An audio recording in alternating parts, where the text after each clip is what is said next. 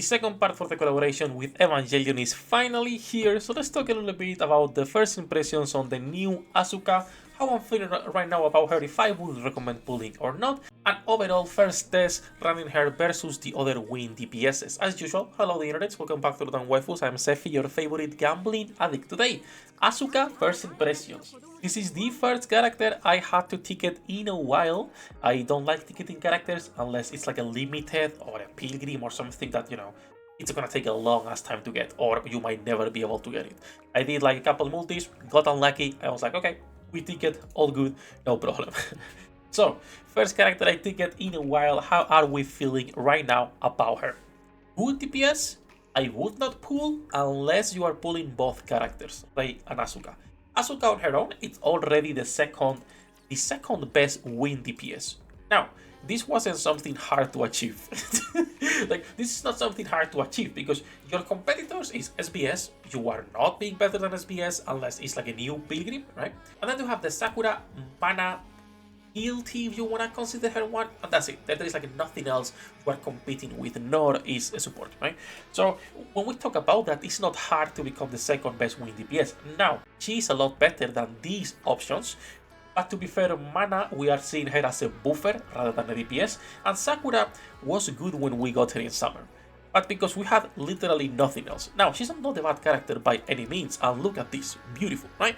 But right now, until we get more sustained damage characters, Sakura will not shine. And God knows when Shift Up will be able to, or will be giving us more of those characters, right? So, for some reference as to these three girls that we've been testing, Asuka is right now 777, Overload level 2, 1 elemental line, which by the way, her only elemental line is disgusting. 9%. A 9% elemental line. SR doll phase 7, no more resources.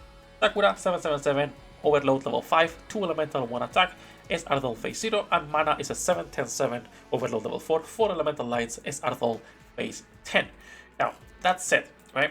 Let's go here for a second. Based on that, this was a Union Rage boss on a 3-minute fight. As you can see, Asuka is doing 900, already pretty good, considering it's half of what SBS is doing more or less, right? A little bit less, but whatever. And then we put Sakura and she's doing 768, which is not as great. And then if we put Mana, she's getting 800 versus 2.2, which once again is not that great.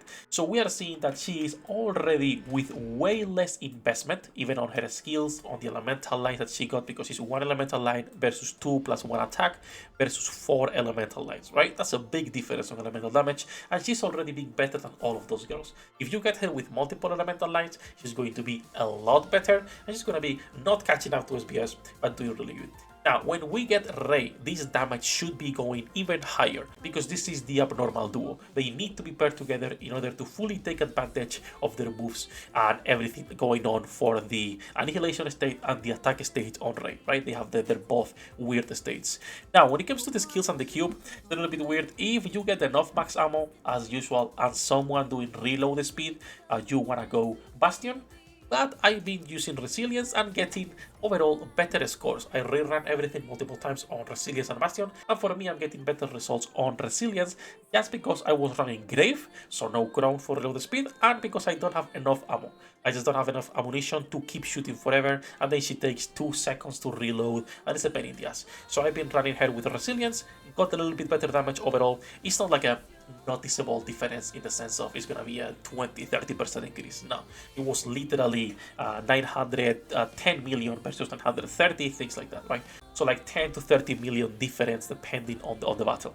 So all in all, I would go a Resilience first until you get her with good lines, and if you're using Crown, you can go with Bastion instead. Her skills, sadly, yet again, another character that you want to go and invest on all the skills. You need to invest on all the skills. These are two characters, both Rei and Asuka, that it's another duo that requires high investment. Every skill you are skipping, you are reducing her damage output by a lot. Her burst is tied to a skill 1 and a skill 2, so you need these at least at level 7. If you can go to 10, go to 10. Her skill 2, if it was only the second part, you could leave this skill at level 4, but it's giving you attack damage when in annihilation state. And since this is tied to your burst, if you want more attack damage, you will be leveling this up. Now, you could get away with the 7-4-7 at the beginning, and even later on go like a 10-4-10. Again, you can get away with that, but you are losing a lot of attack damage on her skill 2. And her skill 1 is where a big chunk of her damage is coming. You want to go a level 10 over time. I'm not going any further than 7 because it's just too expensive right now at the moment. And I want to try to build as well Rey. And as you can see, we already have issues with our resource income as usual. As usual. Now, when it comes to her gear, just like every other basic DPS, you want your elemental, you want your attack, and you want your max ammo. Those 3 lines are the priority. You can ignore hit rate because this is a machine gun. At the end of the day, you're going to have really good accuracy, so it does not matter. The only other thing that I need to keep testing because I just don't fully understand, and if anyone knows, do let me know in the comments. And it's something that is kind of tilting me a little bit, is the damage taken buff or the debuff for the enemy, right? Is this removed after she bursts? Because this says anti-AT field status is removed after the effect is triggered. After you throw your big nuke, right? You brand all the enemies, just like Dorothy does, and then you explode them. Is this being removed? Is the anti-field damage taken for 30 seconds removed or not? Because if it's removed and we cannot get 100% uptime, it's a pity. It is what it is. Even without the 100% uptime, she's getting really good damage, but it's hard to tell because we cannot inspect the enemies on the fight. And the brand disappears, so I'm assuming it's how it works, but it is what it is. Because even with Rey, right, people were saying that this will that this was gonna be better than Ludmilla in the sense of the damage taken debuff, which I don't agree with. As a debuffer, purely as a debuffer, Ludmilla is better. And also Ludmilla doesn't even need to burst, while you need to be building the team a little bit more around your Asuka, if you will, right? But I was asking because the shield, the anti-AT field, even the stack count right here is increased by 10. So I was curious to see if you can actually sustain at 100% of the time or not. Now, as good as she is, I would still not recommend a lot of people to pull for her. There is multiple reasons to pull for her. First of all, raids. If you care about raids, you are pulling for her, absolutely. The second would be, of course, collectors, and if you like Evangelion, a no-brainer, I will say. But if you don't care about raids, this is a duo you can skip. Again, if you don't care about raids, if you don't care about collection and collaboration characters, those are 3 already big ifs. But if you don't care about those things, this is a character you can skip. You are not gonna be using her on Kraken because you are better off just putting mana or that directly putting a Helm and Ludmilla as well, if you will, right? You don't really need to be running her for normal day-to-day bosses, for normal content or anything like that. So if you are not big into raids, you can skip these characters because again, we come already from a duo that was expensive for a lot of people if you got them and if you build them. In my case, I did not build them. I have no resources for this right now.